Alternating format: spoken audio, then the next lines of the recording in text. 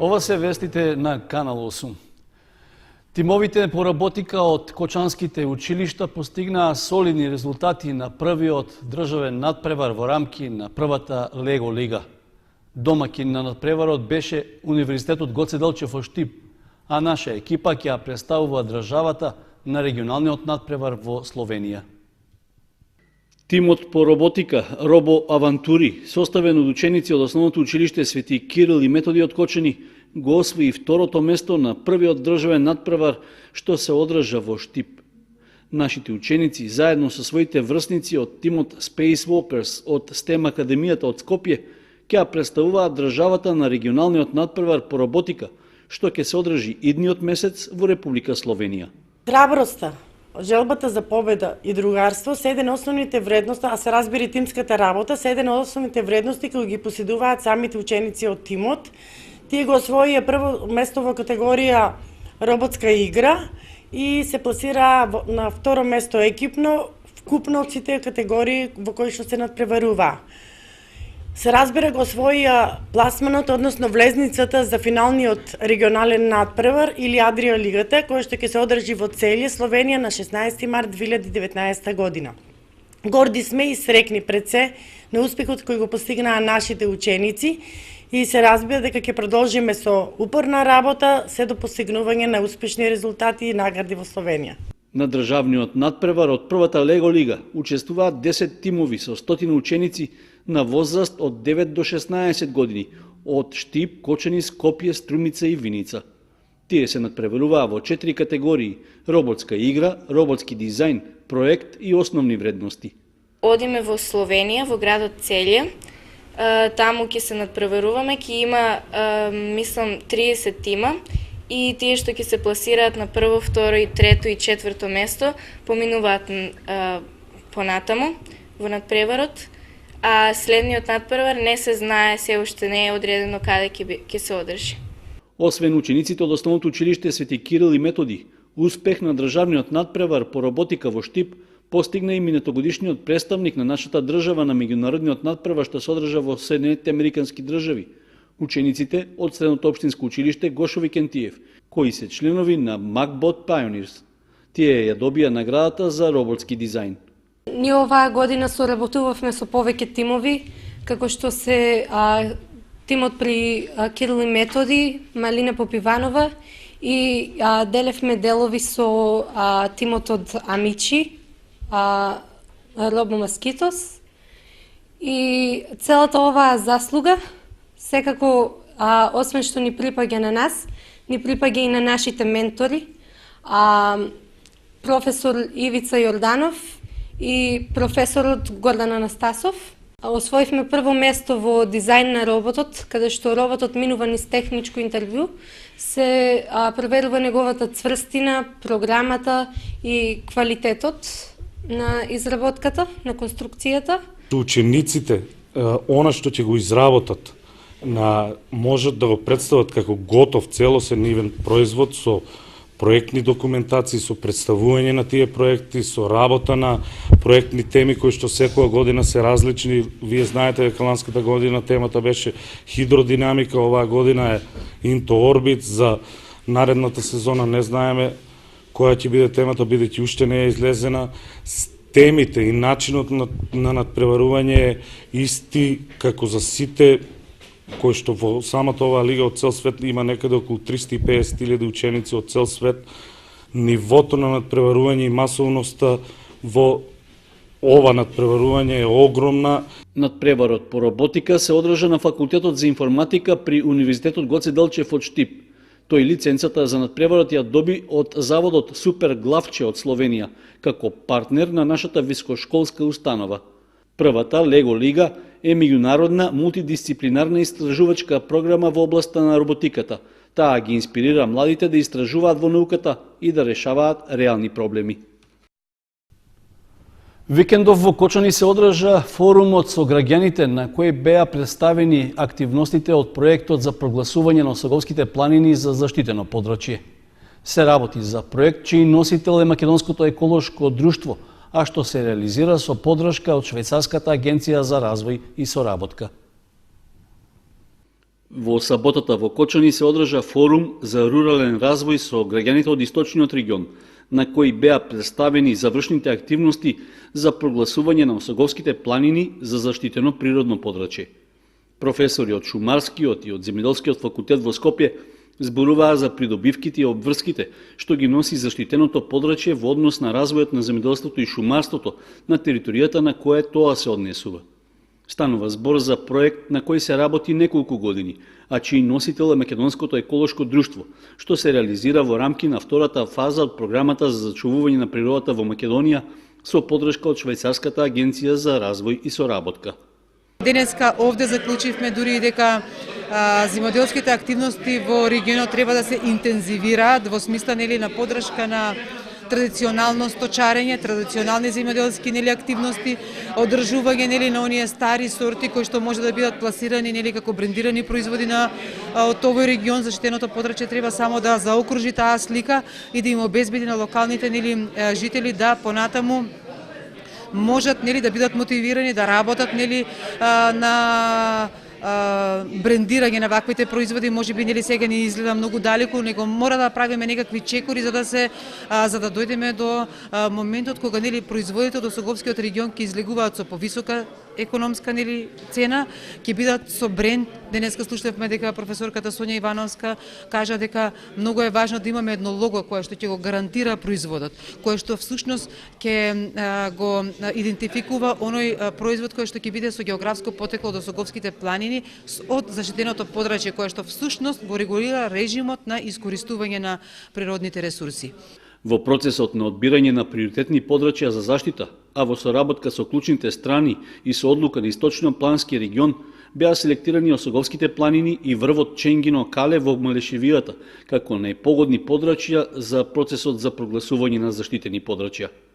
Со оглед што сите истражувања, анализи и заклучоци за Осоговијата се завршени, наскоро проектот со материјалите ќе биде доставен до Министерството за животна средина и просторно планирање.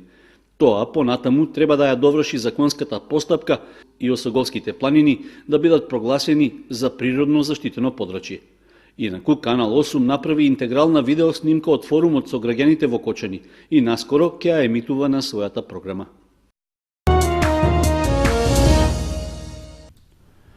Продолжуваат градежните работи за реконструкција на надворешноста на Центарот за култура Бели Мугли, при што освен поправката на фасадата поставен е и нов кров на дел од објектот.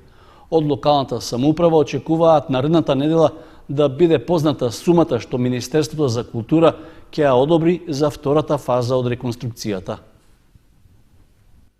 Завршена е реконструкцијата на кровната конструкција на Центарот за култура Бели Мугли на површина од 322 метри квадратни од западната страна на објектот. Со средствата што беа добиени од Министерството за култура во првата фаза, наменети за надворешна реконструкција на зградата, завршено е поставувањето и на термофасадата со стиропор со дебелина од 8 см од источната, западната и северната страна. Отворите од источната и западната тераса ќе се обработуваат и ќе се бојадисаат со боја што е соодветна на целата фасада. Инаку надворешноста на објектот е обновена и со нова браварија со алуминиумски профили за соодветни прозорци и врати, а престои нејзина завршна обработка. Од одделението за урбанизам во општина Кочани потврдија оти е завршен влезниот портал, а се работи на поплочување на влезната платформа. Задржана е автентичноста на влезните столбови со црните мозаик плочки. Поголем дел од другите тераси се поплочени и со подни плочки. Реконструкцијата на фасадата и на покривот на објектот на Бели Мугли отвори и дополнителни прашања за потребите и можностите на дел од просторот. Ово особено се однесува на терасата од источната страна, која со застаклување би можела да се користи и како затворен простор. Во наредниот период треба да се изработи нова настрешница од северната страна на објектот. Според договорот и анексот, склучен со изведувачот на работите, рокот за завршување на надворешната реконструкција е до крајот на април. Наредната недела се очекува да пристигнат официјални информации од Министерството за култура за висината на одобрените средства за следната фаза од реконструкцијата на Центарот за култура. Во првата фаза беа добиени 14 милиони и 500 илјади денари за поправка на надворешноста на објектот. Се очекува со втората фаза да се работи и на неговата внатрешност.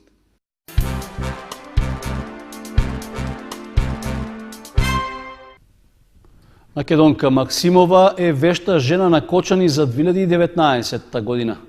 Со подготвената трпеза на тема Дама, таа ги собра гласовите од публиката и ќе го представува градот на републичката манифестација, што ќе се одржи во мај во Тетово. Македонка Максимова од Кочани со темата Дама ја воодушеви публиката со својата убаво украсена трпеза, покажувајќи ги своите вештини во кулинарството. Собра најмногу гласови од публиката и жирито и се закити со титулата Вешта жена на Кочани за 2019 година. Ќе го представува градот на републичката манифестација во Тетово. Максимова на својата трпеза подготвила главно јадење и торта, маса која ја отсликува жената како вистинска дама, како што е и насловот на темата. Лично од секојдневниот живот, пошто дамите се користе секако вид на ташни, на фустанчиња и решив да ја направам таа декорација. Кажи ми, а имаш главно јадење и десерт? Од што е составено? Главното јадење е селско месо со царска пита. Тортата е ташна. Годинава 4 напреварувачки и една за Гран При награда собраа храброст, одвоија време, вложија труд да подготват свечено украсени трпези, што на крајот им се исплати. Според гласовите на жири комисијата, кои го сочинуваат жени победнички на општински манифестации од повеќе градови од државата, прво место во категорија декорација на десерт освои победничката Македонка Максимова. Во категоријата општ впечаток најмногу гласови доби Кристина Атанасова Арсова со темата Дракула. Прво место во категоријата сервирање доби надпреварувачката Блашка Стојкова со темата Шаховска табла и во категоријата вкус на главно јадење најдобра беше Јована Јосифова со темата Љубов. Признание и награди доби и надпреварувачката за Гран При награда Анета Лазарова, која за да се надпреварува за Гран При награда, условот е претходно да има учествувано 3 пати во Вешта жена. Воедно, неколку години наназад, таа успешно ја организира и општинската манифестација во Кочани. Сите учеснички добија диплома од Вешта жена и подарок од спонзорите, како и цветни аранжмани. Вешта жена повеќе од 25 години се организира во Кочани, град каде што оваа манифестација секогаш е успешна, вели главната организатор Снежана Стојановска. 25 години, нормално со некои одредени паузи, меѓутоа, од сето тоа, кога би се собрало заедно, велите која ќе го представува Кочани на републичкото финале. Кај нас нема победени, кај нас само се избира една која го представува градот на републичкото финале. Која ќе биде таа избраната, зависи нормално и публиката како ќе гласа и жирито. Значи, една може да биде од жири, друга може да биде од публика, а Вешта жена на градот ќе биде онаа со вкупниот број бодови од публика и од жири што ќе има најповеќе. Јас сум воодушевена од сето она што вечерва го видов овде во Кочани како надпреварувачките, како аматери, како жени од различни професии, ја има својата креативност во душата. Македонската жена, без вакви промоции, без дел кај што можат да се постават и самите себе си, мислам не би можеле нигде на друго место, освен на вакви средби, затоа што ова е богата програма, ова е програма која трае 5 часа, но без надпреварувачки нема Вешта жена. Водителка и годинава беше атрактивната Ирена Спировска. Тортите, како и секоја година, така и оваа беа на лицитација и се продадоа за задоволителна сума. За забавата се погрижија членовите на групата Хармонија, а за присутните жени на манифестацијата имаше и богата лотарија, каде што се делеа награди од спонзорите, а главната награда беше патување со вештите жени за Кушадаси, Република Турција.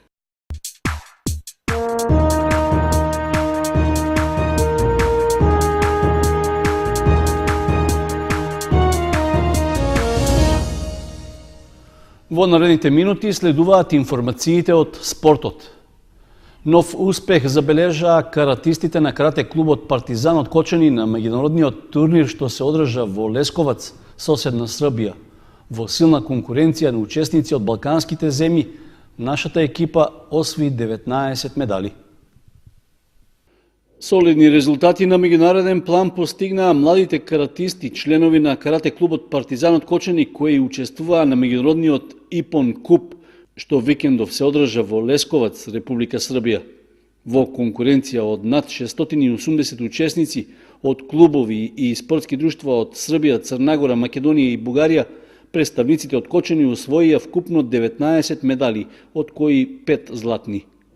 Карате клубот Партизан го представуваа вкупно 35 надпреварувачи во категориите борби и кати во машка и женска конкуренција. Каратистите од Кочани поуспешни биле во борби, при што освоиле 12 медали, од кои 5 златни, 1 сребрен и 6 бронзени.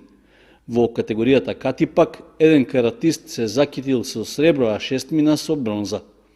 По успехот во Лесковац, за идниот месец се најавуваат нови настапи на карате клубот Партизан на меѓународни турнири. Најпрви нашите каратисти ќе настапат на турнирот Фунакоши Гичин во Скопје, потоа на Никон Купот во бугарскиот главен град Софија, а на крајот на Шотокан Купот во Власотинце, Република Србија. 10 медали освоија членовите на џудо клубот Гладиатор од Кочани на државното првенство за пионери и сениори што се одржа во Скопје. Во силна конкуренција нашите џудисти обезбедија и место во пионерската репрезентација во женска конкуренција. Одличен настап имаа младите членови на џудо клубот Гладиатор од Кочани на државното првенство за пионери и сениори што викендов се одржа во салата на основното училиште Зеф Лјуш Марку во Скопје. Нашиот клуб го представуваа вкупно 16 џудисти, кои се надпреваруваа во две возрастни категории во конкуренција од над 200 надпреварувачи. При тоа Ева Димитрова го освои првото место и златниот медал и обезбеди место во државната репрезентација во женска конкуренција. Со сребрени медали се закитија Стефанија Павлова и Станислав Грков, а на третата позиција се најдоа Андреа Минова, Љубица Нунова, Дијана Илиева, Михаела Ристова и Филип Манасиев, кои освоија бронзени медали. Во борбата за уште еден бронзен медал, Антонио Трајанов не успеа да обезбеди доволно поени, па на крајот заврши на 5-то место. Со оглед на поголемиот број освоени медали, ова е одличен старт на џудо клубот од Кочани во новата надпреварувачка сезона. Во неа се најавуваат повторување на успесите. Генерацијата 2006 од екипата на Фудбал Старс од Кочани го освои првото место на меѓународниот турнир во Сандански, Бугарија. При тоа тие ги победиле сите противнички тимови, а на крајот младиот фудбалер Марио Симовски го добили признанието за најдобар играч на турнирот. Со освоено прво место и победнички пехар се врати екипата на Фудбал Старс од Кочани од меѓународниот турнир Сандански куп, што по 6-ти пат се одржа во истоимениот град во Република Бугарија. Нашиот клуб го представуваа фудбалерите од генерацијата 2006 кои со вкупно 5 победи против сите противници го потврдија талентот и одличната подготвеност, па заслужено го добија златниот пехар и медалите. Со тоа, тие го потврдија и минатогодишниот успех, кога на истиот турнир истата генерација фудбалери беа победници во својата возрастна категорија. Најавата за успехот, нашите млади фудбалери ја имале уште на првата средба против бугарската екипа Беласица од Петрич, при што победиле со 2:1. Во второто коло бил совладан тимот на Септември од Софија со 1:0, а во третото коло повторно е остварена победа од 2:1 против екипата на Сините камени од Сливен. Во завршницата со 3:1 е совладан и тимот на Миньор од Перник. Како победник во својата група, Фудбал Старс во финалето се сретнал со победникот од другата група, Локомотив, и заслужено славел победа од 3:0. Со тоа го освоил и драгоцениот пехар за генерацијата 2006 година. Турнирот во Сандански поминал во одлична атмосфера, при што учествувале вкупно 80 екипи од Бугарија, Македонија и Грција, со фудбалери од генерациите од 2001 до 2011 година.